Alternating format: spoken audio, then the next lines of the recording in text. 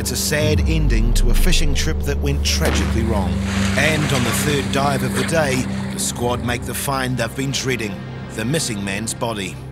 When there's a boat fire on the Waitemata Harbour, it's the Auckland Maritime Police and Parnell Fire Brigade that are called into action. And today they're on their way to Paimura. Looks like they're fighting it from the shore at the moment, so we're going to try and get in a bit closer. And the hoses from the shore-based crew can barely reach the burning boats. And as the Deodar approaches, there's still explosions on board. There you go. Apart from that, want to put some water on it first? Yeah. You get the pump right up there.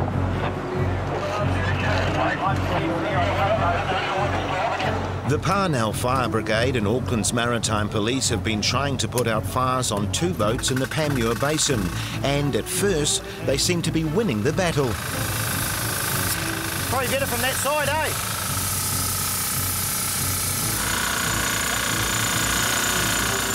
The crew need to get onto the green boat to reach the one on the far side, but before they can do that, they have to cool the green boat down. Radar, yeah. They want to get on. You want to go on? I'll get it. Yeah, I'll get it in. Tell them not to jump. I'll get them in. As Gary manoeuvres the Deodar closer, the flames on the green boat are brought under control. But almost as soon as the fire crews get on board, the water pump breaks down.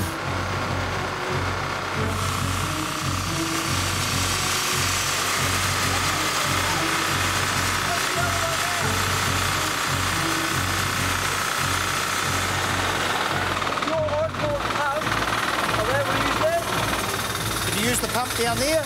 Our mains? Yeah.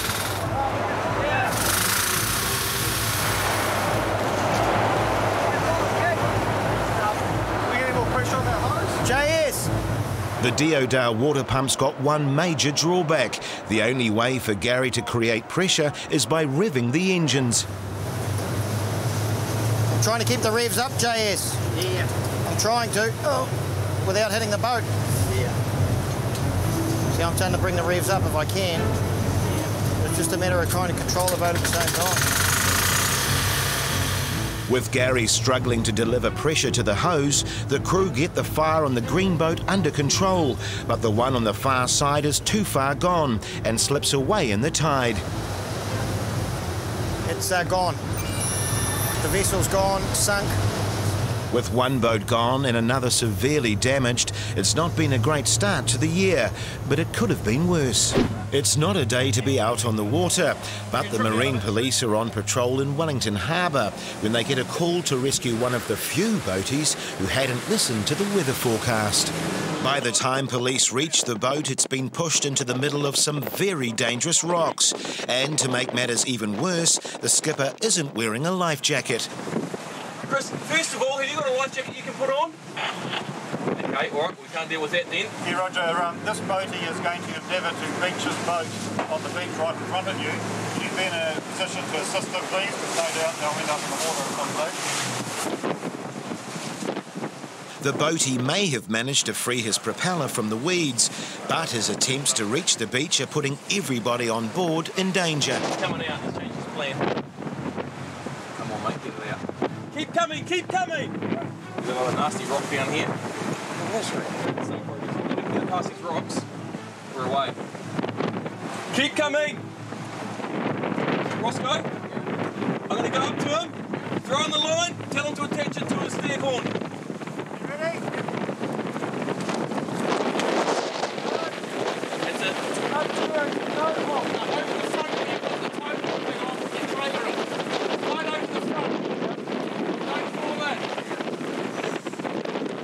Hold on to him. Where did you launch from? Maori Bay.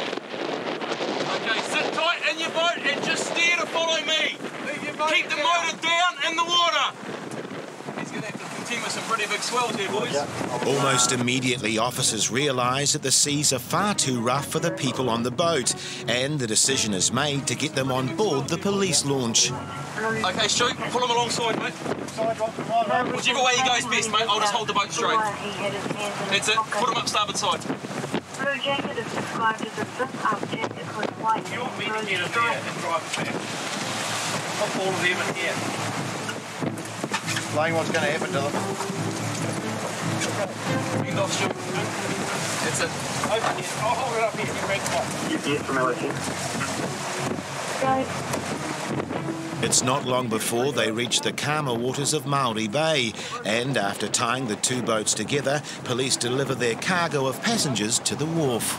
In a few days' time, questions will be asked about the shortage of life jackets on the boat, but for the moment, an extremely relieved skipper can head off to get his car and trailer. They're going to do an aerial search of the immediate area where the swimmer went missing to encompass the shoreline and just a little bit further out to sea, just to see if they can pick anything up.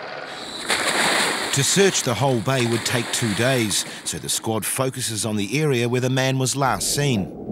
Generally a body will float. It could be between a period of 4 to 10 days at some point. It'll float to the surface and then it may sink again within 24 hours. Most people obviously sink to the bottom. Depends on the water temperature, things like what they've eaten, the size of the person. Within 10 minutes, the divers are onto something. Well, fishing rod. Meanwhile, relatives of the missing man have arrived to help with the search. We've got divers down here. Yeah. Following the I'll take them over the other side. I'm going fishing, and I'm going to drop them off there. They intend to go on the island and search the island, which, as long as they don't involve or get caught up with what we're doing. Underwater, still more objects are turning up. The divers have found fishing rods, a tackle box, dead fish and beer bottles. They've located the exact spot where the dinghy capsized. The man was last seen swimming towards the island. And as the squad searches the area in between, they find some articles of clothing. We found his clothing, so we've got the boat, found his clothing, and here's the island. It's indicating, as like you said, he's obviously picked up his clothing, trying to help himself swim there. So we'll mark this clothing, complete this swim, and then we'll be obviously working towards the island, indicating where it's kind of heading. And on the third dive of the day, the squad make the find they've been dreading, the missing man's body. Well, at this stage on that swim, we've located the deceased on the bottom. Now it's a matter of we'll just get some jobs for the boys to do. A couple of video camera.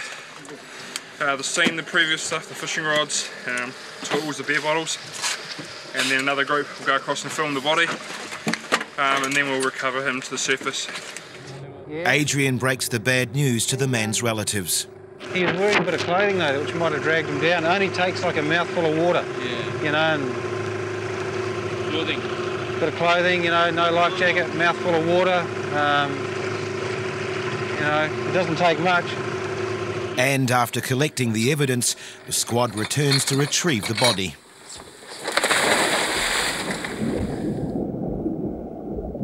The divers keep their mouthpieces in, obviously as a safety precaution. There's body fluid in the water as we're lifting the body out.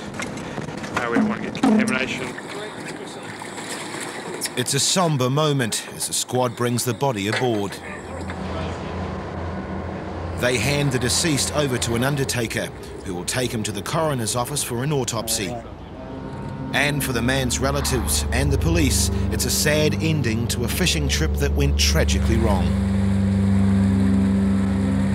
With a description of the stolen vessel and its rough position, the police begin their search. Okay, there is a boat coming down here with two lights on it. Let's get some light out there. It's definitely a yacht. Yep. The police close in on the fleeing yacht. That's him. Stop your vessel, guys.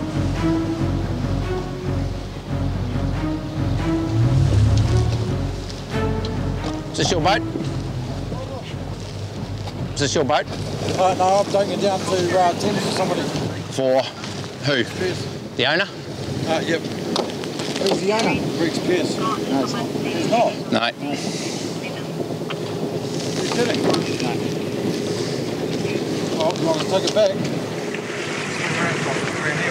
Can you with us, please? The suspects are claiming that they've accidentally taken the wrong boat, but JS and Rooster find that hard to believe. Stand up there on the left-hand side by that radar.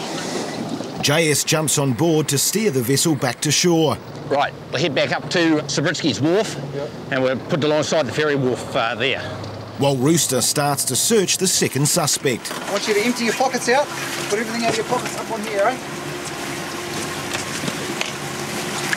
Is that everything? Torch, nothing else? No. I tell you now, you're not obliged to say anything unless you wish to do so. Anything you do say may be given in evidence. Yeah. You've got the right to consult and instruct a lawyer without delay and in private. You understand that? Yep. What's your buddy's name? Oh, I can't believe this, you know. You can't believe what? Standing on the police boat. Whose yacht is it? Whose yacht is it? A guy who was actually rowing down the river after you, so but he couldn't keep up. That might not be the right one then. There must be one there that isn't got a name on it. As they return to the dock, the suspects are sticking to their story that they mistakenly took the wrong boat. Have you got a key for it? Yeah. How'd you get the ignition on? I just put a crocodile clip at the back of the ignition board. Uh-huh. The offenders said that first that they were told the boat was open, but they've actually cut the padlock off. There were no keys to the vessel, and they've basically hotwired it to get it started. And they also had a police scanner. JS meets the yacht's owner, who was rowed back to shore. Okay, how did you find out it was being stolen? Did you see it? Did you live? Yeah, well, I just come and check it every now and again, and it was just sheer luck that I happened to be, like, it was a busy weekend, and this is the only time I got to check it. So I was rowing out to check my boat, and I saw there were a couple of people on it, and there's a boat tied up behind it. So I thought, I'm being burgled here. So you been in trouble with the police before? Yes. What sort of things? Oh, heaps of stuff over the years. But I'm on parole now. The boat's owner and the suspect meet for the first time. Yeah, I'm really sorry. This is a mistake, honestly, on my part. Sure. Hey. But whatever, I'm sorry, and if you do find anything that's not right, don't hesitate to let them know, and I'm quite prepared to put it right. Put it right. Okay. Hey. Hey. No. If you rode past, I wish you had stopped and said something. We would have. Yeah. Hey, I just.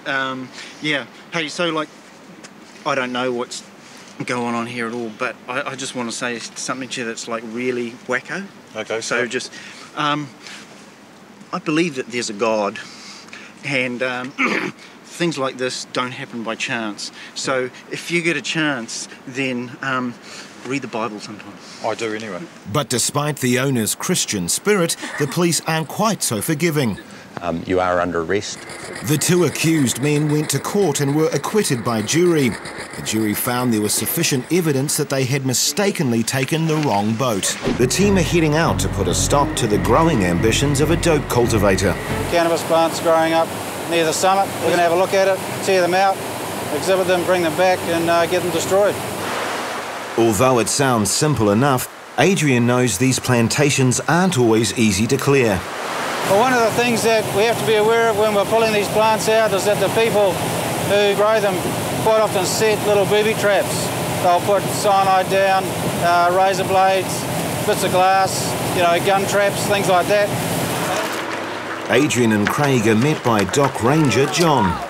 How close to the public trail is it? Oh, probably only about 20 metres off the public trail. Oh, really? Planting and looking after the cannabis plants at the top of Rangitoto can't have been easy. So Sergeant Craig's interested in anybody with regular access to the island. The question of who the grower is will have to wait, because police have got a more immediate problem. The dense bush at the top of the island will make searching difficult, so they call for help from Eagle, the police helicopter. Yeah, Fester? Yeah, you need to fly over and find our wagon. We're pretty much at the summit. It doesn't take Eagle long to join the search and find the first cannabis plants. Just be careful, eh? Yeah, not bad. How many plants? About 20, I suppose. Not a bad size. Not a lot of head, but,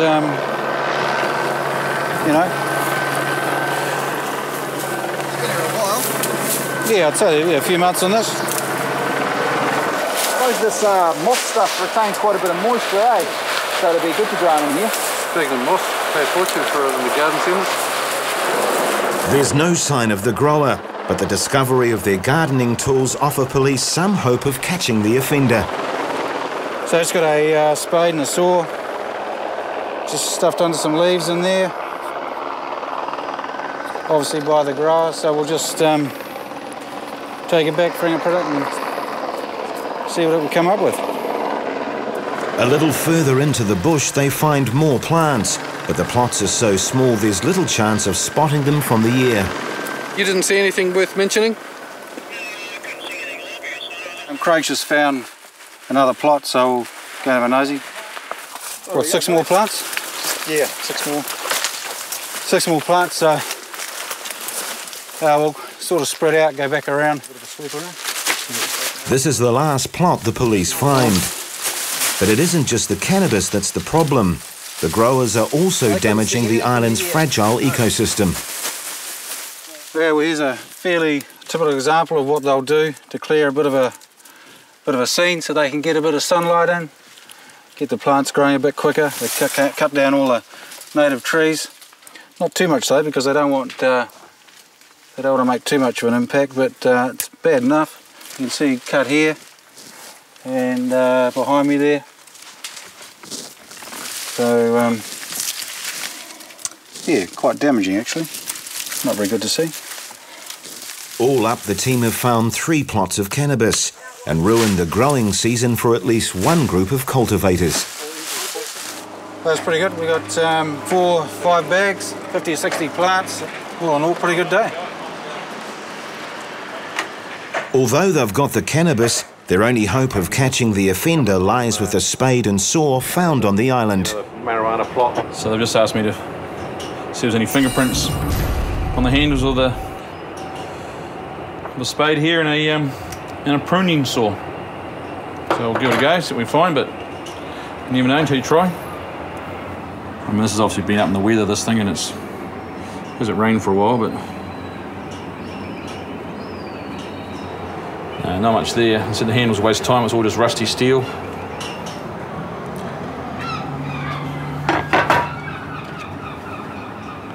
Now, there's a hint of a finger there maybe, but nowhere near good enough to get any identifying prints off. Where to go, but no luck this time.